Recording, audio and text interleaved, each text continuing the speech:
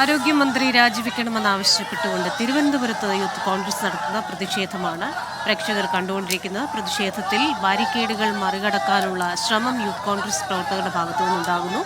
Police ജലപീരങ്കി പ്രയോഗിക്കുന്നു. ഇപ്പോൾ ജലപീരങ്കി പ്രയോഗിച്ച ശേഷമുള്ള ദൃശ്യങ്ങളാണ് പ്രേക്ഷകർ കാണുന്നത്.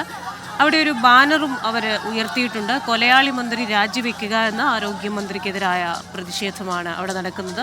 ഷഫീദ് റാവുത്തറുണ്ട് വിശദാംശങ്ങളുമായി. ഷഫീദെ, യൂത്ത് കോൺഗ്രസ് പ്രവർത്തകരുടെ പ്രതിഷേധം, ബാരിക്കേഡുകൾ തള്ളിമറിക്കാനുള്ള ശ്രമമാണ് ഇപ്പോൾ നടക്കുന്നത്. മറുവശത്തു നിന്നും പോലീസ് ജലപീരങ്കി പ്രയോഗിക്കുന്ന ദൃശ്യങ്ങളും കാണുന്നുണ്ടല്ലോ.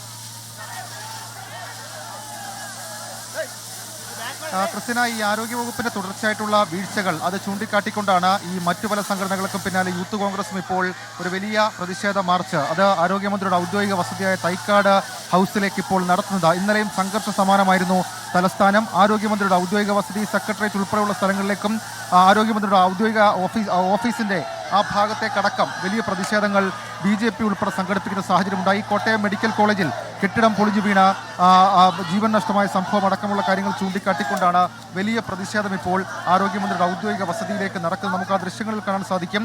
ഈ വെള്ളയമ്പലം ഭാഗത്തു നിന്ന്, വഴുതക്കാട് ഭാഗത്തു നിന്ന് സംഘടിച്ചെത്തിയ യൂത്ത് കോൺഗ്രസ് പ്രവർത്തകർ അവരെ തടയാൻ ആരോഗ്യമന്ത്രിയുടെ ഔദ്യോഗിക വസതിക്ക് തൊട്ട് മുൻപിൽ കമ്മീഷൻ ഓഫീസിന് മുൻപിലായി ബാരിക്കേഡുകൾ സ്ഥാപിച്ചിരുന്നു. ആ ബാരിക്കേഡുകൾ അത് മറച്ചിടാനുള്ള ശ്രമം അത് യൂത്ത് കോൺഗ്രസ് പ്രവർത്തകർ നടത്തി. അതിനെ 2 തവണ ജലപീരങ്കി പ്രയോഗം കൊണ്ട് പോലീസ് നേരിട്ടു. 3-ാം തവണയും പോലീസിന്റെ ഭാഗത്ത് നിന്ന് ജലപീരങ്കി പ്രയോഗം നടത്തുന്നുണ്ട്. ഇന്നലെ ഈ ആരോഗ്യവകുപ്പ് ഡോക്ടർ